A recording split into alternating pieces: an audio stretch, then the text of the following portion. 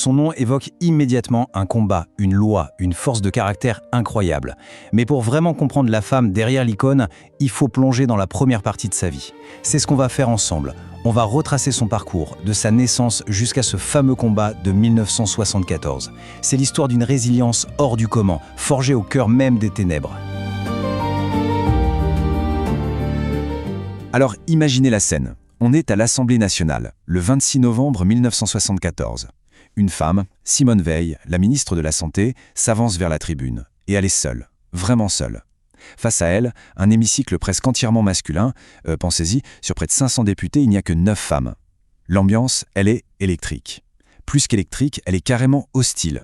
Et le plus fou, c'est que l'opposition la plus féroce, elle ne vient pas de ses adversaires politiques habituels. Non, elle vient de son propre camp. Son petit-fils, Aurélien Veil, le raconte très bien. Les échanges sont d'une violence, mais d'une violence incroyable. C'est ça, le prix à payer pour une femme qui ose, seule, s'attaquer à un des plus grands tabous de la société.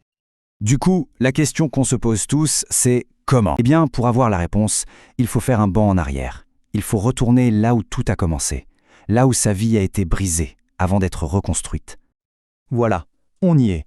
Première partie de l'enfer et retour. L'histoire d'une jeunesse volée, mais aussi et surtout d'une volonté de survivre qui va tout changer.